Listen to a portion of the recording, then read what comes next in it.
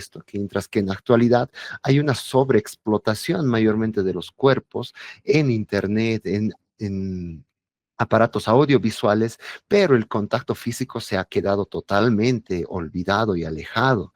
¿Y qué responde esto? También son un poco también la lógica de estas confrontaciones que estamos viviendo, que es muy complicado atacarlas, porque me imagino que afirmar esto ya dentro de un ámbito académico se te tacha automáticamente ya de un machista o de simplemente de alguien que está en contra de la misma mujer o de las corrientes, pero sin identificar que tal vez estas corrientes mismas ya se han vuelto tal vez algo tan absoluto que cuestionar las mismas se convierte en algo muy difícil. Y había un estudio, a ver si lo voy a pasar, que me pareció bastante divertido porque un poco hace una comparación de del año de aquí, creo que se lo hace en 2021 o 22 aproximadamente, pero hace una aproximación al año 2100. Sus conclusiones son bastante divertidas. Dicen que en el ritmo que está creciendo la población, en el año 2100 prácticamente Occidente va a tener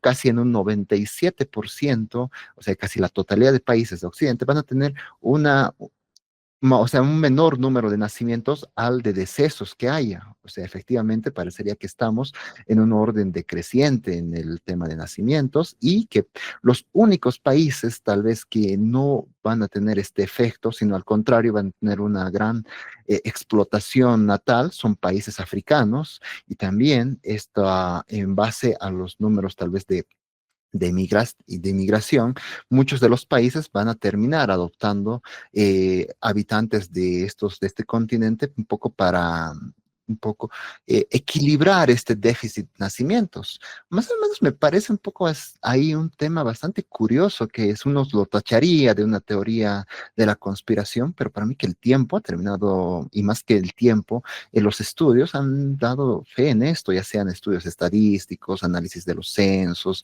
el número tal vez de los registros de nacimientos y de funciones de los países dan esta realidad, pero obviamente un poco analizarla y confrontarla, esto obviamente está en el sesgo de una postura ideológica que obviamente te va a censurar y por ende no va a tener este nivel tal vez de diálogo que podría existir.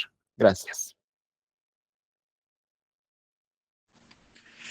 Gracias a ti, Juan Manuel. Y claro, es pues, vamos a llamarlo por un lado preocupante que una población ya no encuentre sentido de vida, no encuentre, podríamos llamarla un porqué, formalizar una familia o algo, que sería también parte de, si la palabra ya es quizás para algunos ofensiva, un aire de conspiración, las reducciones de la población y demás. Lo preocupante posiblemente sea la pérdida de la constitución de una familia como tal, que muchos de los que estamos acá presentes o que conocemos ya estén a una edad relativamente mayor a la que nuestros padres o nuestros abuelos ya tenían una familia constituida con bastantes hijos. Muchas veces esto también indica una pérdida de lo que es un horizonte que podríamos considerar un horizonte utópico. Un horizonte utópico que en últimas al olvidar o al dejar este sentido de la vida como tal, pues ya lo único que te queda es reducirte solamente a tu existencia individual.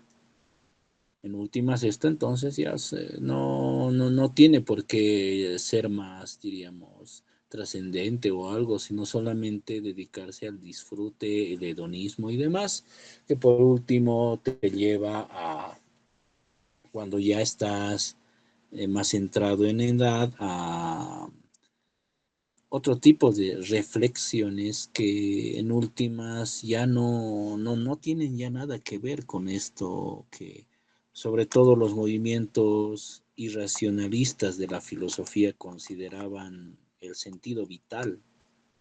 Son irracionalistas, desde luego, pero desde la vista y en favor de ellos también uno podría indicar, bueno, pues, ¿acaso el racionalismo como tal puede explicar en toda y en todo el porcentaje del mundo todo lo que está acá? Si no puede ni explicar cómo es que ocurre la cicatrización de una herida, ¿podrá explicar cosas todavía más complejas? La pregunta queda ahí desde la vista irracionalista, pero es bastante rescatable, como es que ellos también dicen, no, no, hay algo acá, hay algo que está previo quizás a la formalización racional y esto tiene que ver con algo que en últimas puede considerarse como la vida. Y desde estas vistas, bueno, de nuevo, por eso, con y sin conspiración, hay cierto tipo de, vamos a llamarlo, a ver cómo lo diríamos en términos, hay cierto tipo de, la palabra correcta no es hambre, es algo más, hay cierta angustia por una búsqueda de algo que se ha perdido y que justamente no te deja por eso, te deja incómodo, más allá del trabajo o las actividades que hagas, los logros que tengas, al final del día uno se queda con ese sentimiento de vacío existencial que en últimas, ¿con qué lo llena? Si lo llena con más mercancías, bueno, pues está más allá de que éstas sean incluso de constitución conspiranoica, pues en últimas, de nuevo, reproducen algo más, reproducen algo que es bastante incómodo de aceptar y es el corte con este acceso hacia lo que podríamos llamar principios metafísicos. Desde luego que eso ya sobrepasa quizás las expectativas de la filosofía. Sí, desde luego que podría ser valorada desde otras vistas. Vamos adelante con, está levantando la mano Adrián. Adelante.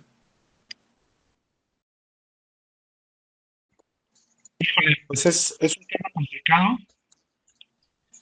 Estaba pensando, bueno, actualmente lo que el tema de las conspiraciones, yo recuerdo en un website que tenía, era un manual del ejército, de cómo crear caos en las redes sociales. Tiene muchos años que lo leí y pues es muy fácil. El manual le decía que simplemente tenías que estar peleando ahí en los comentarios y esa era una forma de crear caos. Entonces, este estaba escrito y le pagan a gente, hay ejércitos que se dedican a hacer esto. Entonces, es interesante, por ejemplo, investigar pues una teoría de cómo se fabrican las conspiraciones. Recuerdo un libro de García Márquez en el que habla acerca de los pasquines. En el pueblo, de repente, empezaban a amanecer al día siguiente, eh, pues hoteles que sacaban los trapos sucios de todo el pueblo y al principio buscaban a uno, pero después ya la conclusión es que todo mundo ya sacaba sus propios trapos sucios de todo mundo y a lo mejor los de uno mismo. Es interesante, no sé si está en El amor en los tiempos de cólera o en 100 años de soledad, pero creo que es el amor en los tiempos del cólera. Entonces, hay una tecnología indiscutible para fabricar esta conspiración y pues hay muchos estudiosos y bueno, uno lo puede buscar si se mete a estos manuales de los ejércitos, de los hegemones. Es más fácil encontrar, bueno, en inglés y yo siento que debe ser lo mismo en chino y en otros idiomas, incluso. Entonces, sí, yo me estaba ahorita preguntando, ¿qué hay en el fondo? Y digo, bueno, a lo mejor lo que necesitamos nosotros es la necesidad de controlar. Nosotros buscamos la conspiración en cualquier parte, pues porque queremos controlar la realidad, que por sí es incontrolable. Y los que realmente fabrican las conspiraciones, pues también tienen esta necesidad. Y esto habla de bueno, sé que es muy trillado, pero habla de un vacío civilizacional, de estar controlando la realidad.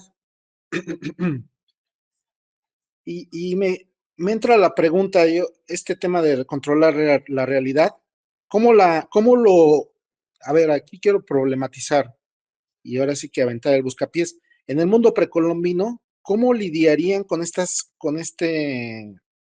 realidad que enfrentamos de las teorías de conspiración que inundan nuestro mundo? Pongo el ejemplo de cuando llegó Cortés.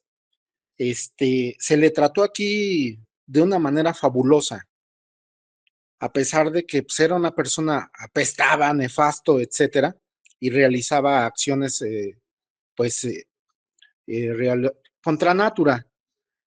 Entonces, en el mundo precolombino, yo digo, bueno, estos cuates no veían, a lo mejor no lo concebían, lo trataban de otra manera. Eso seguramente. Porque siempre ha habido la pregunta, ¿cómo es posible que Cortés haya podido verle la cara a gente que controlaba territorios y pues 10 veces, o bueno, no, muchas veces más grandes que España, que controlaba pueblos muy distintos, distintas lenguas, etcétera? ¿Cómo es posible, no? Incluso creo que existe el mismo relato de que el Inca se dejó agarrar para estudiar a Pizarro.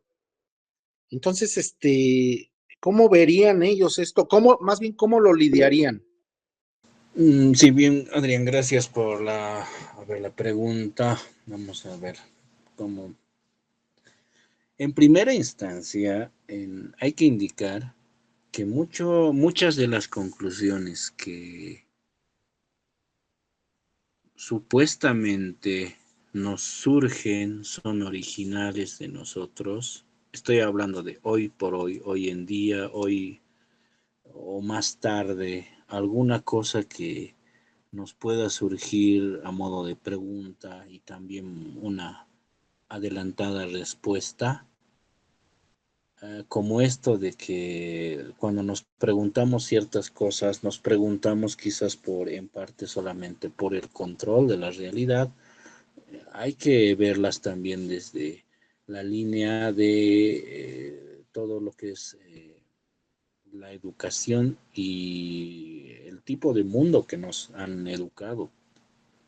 Si estamos de acuerdo en que toda la educación ha sido de influencia moderna y occidental, entonces muchas de las respuestas que podamos indicar, vamos a llamarlas inconscientemente, incluso adolecen de este tipo de influencia. Tradiciones, otras, y dentro de ellas, claro, estaría la nuestra con el mundo anteamericano, dan una respuesta ampliada. No es solamente el control de la realidad, tanto desde el desarrollo de lo que es el taoísmo y el principio Tao de lo que es la tradición china, es el fluir. Y el fluir no implica lo que es el control. Por lo menos un control absoluto como tal. Dejarse fluir entonces es parte de la vida. El propio Heráclito, con su sentido del cambio desde la filosofía griega, también apela a esto. Tradiciones como el principio por el que luego se va a desarrollar todo lo que es la tradición budista. De nuevo, partir del control, partir de nuevo de incluso el control de la vida, el control de la enfermedad o cómo no padecer todos estos tipos de cosas, en últimas lo llevan a Siddhartha Gautama a que se haga Buda, como alcanzando algo más que solamente esa primera apariencia de lo que uno podría considerar el control. En ese tipo de líneas, que no se, por eso no se limitan a solamente la percepción individual. Eso sí sería una herencia